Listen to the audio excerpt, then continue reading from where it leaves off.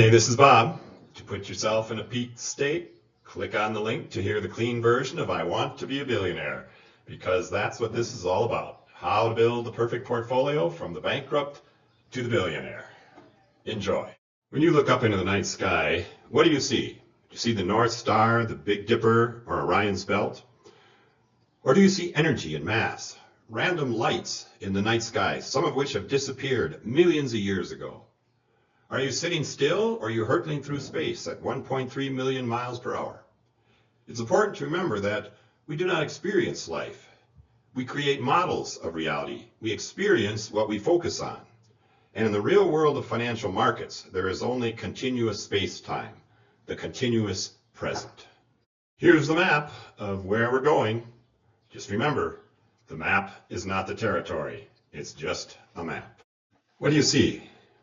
Do you ever see a face in a tree or a figure in a cloud or rock formation? Congratulations, you're human.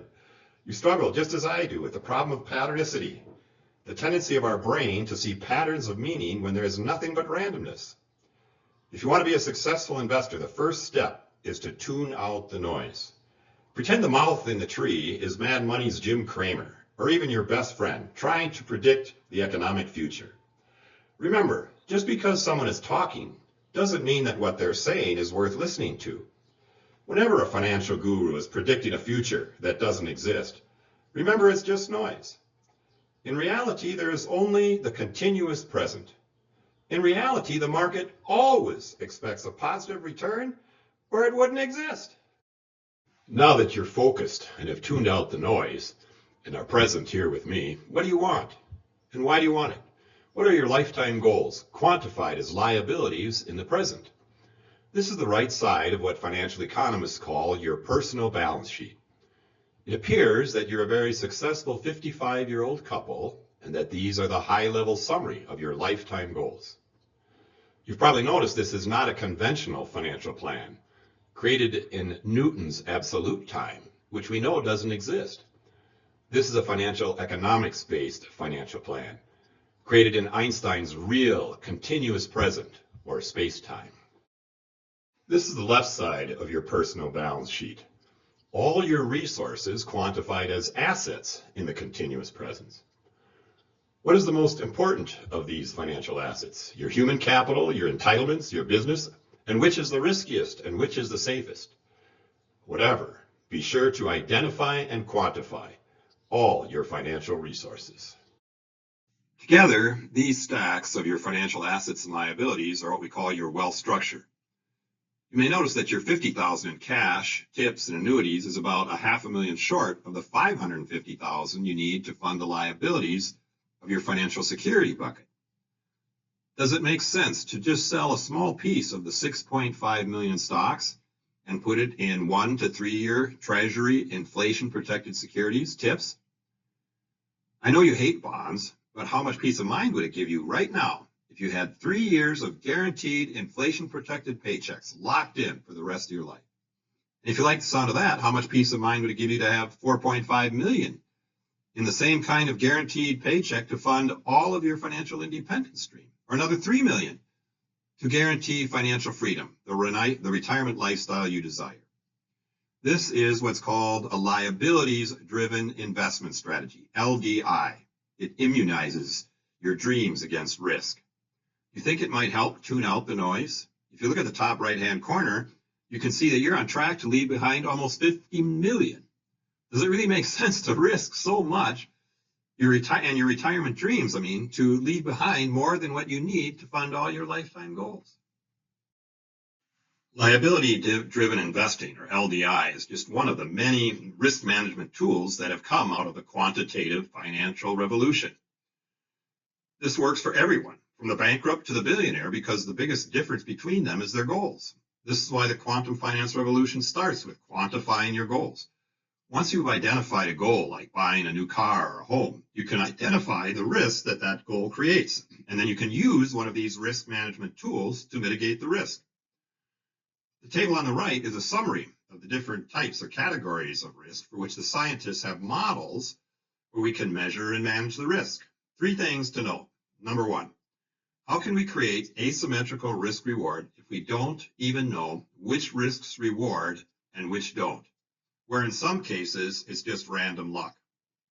And then how to measure those risks. In the long run, that's number 2 now, in the long run, all asset classes are correlated with market risk because it's systematic risk. Natural disasters, earthquakes, tsunamis, hurricanes, asteroids, and macroeconomic events like war, inflation, deflation, changes in interest rates cannot be predicted or controlled. That's why we know with certainty that systematic risk is the only type of risk that rewards. Point number 3. Factors are to risk what subatomic particles are to the atom. To compare the performance of publicly traded indexes with your own business, private equity, and credit is the systematic mismeasurement of both risk and performance. Look at the table. It underestimates the risk and overestimates the reward. Your own intuition tells you that transparency creates trust and opacity creates risk. Where is your portfolio in the invisible universe of all portfolios? Is it an average, inefficient portfolio below the line of the efficient frontier because it was built on Newton's idea of absolute or discrete time instead of Einstein's continuous present, continuous time? Or is it on that efficient frontier where it's getting maximum reward for the least amount of risk necessary to buy that return?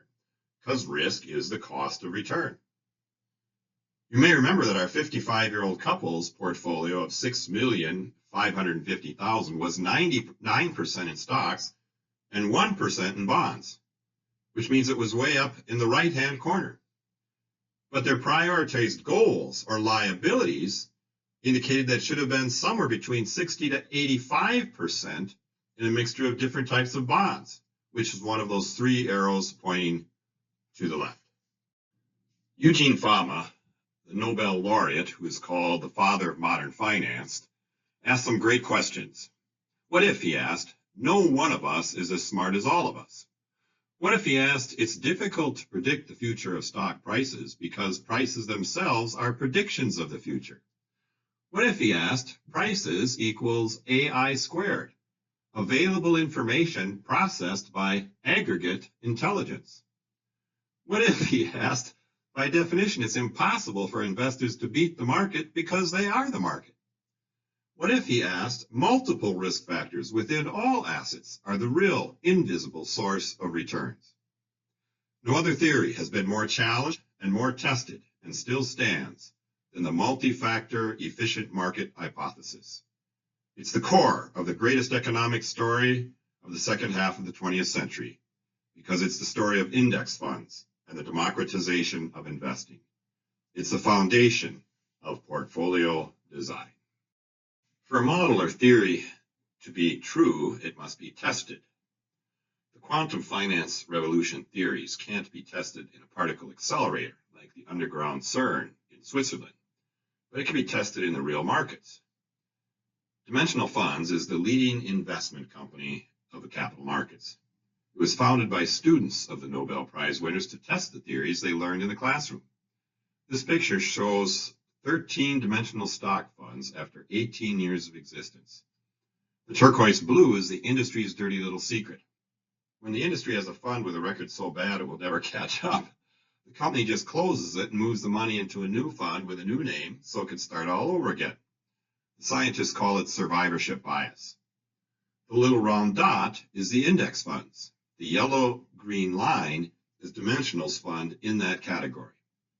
As you can see, it outperformed even the index funds because the index is not the multi-factor efficient frontier.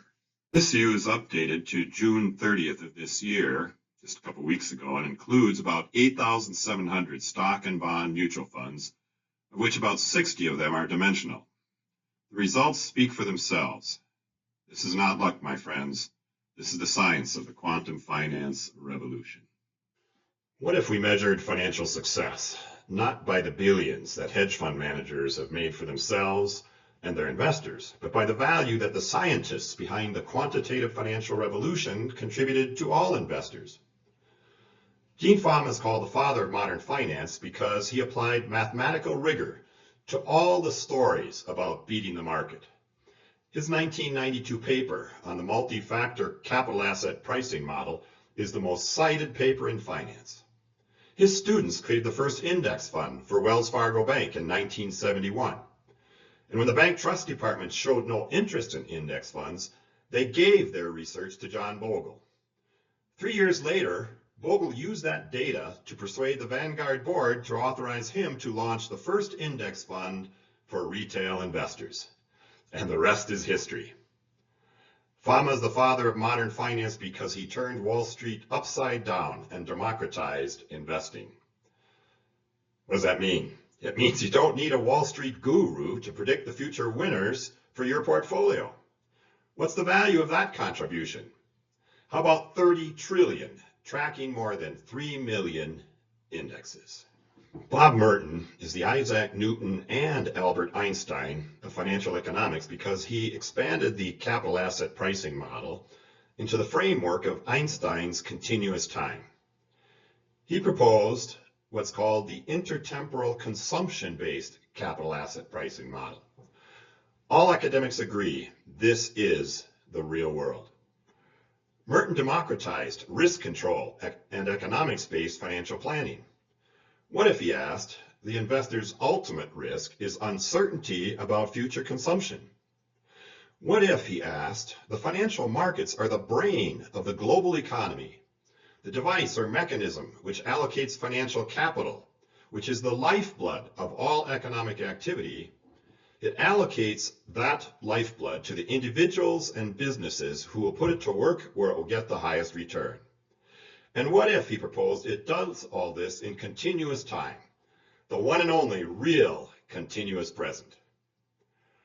Merton's expansion of the CAPM was the foundation of the Black-Scholes-Merton options pricing model, which created the derivatives industry.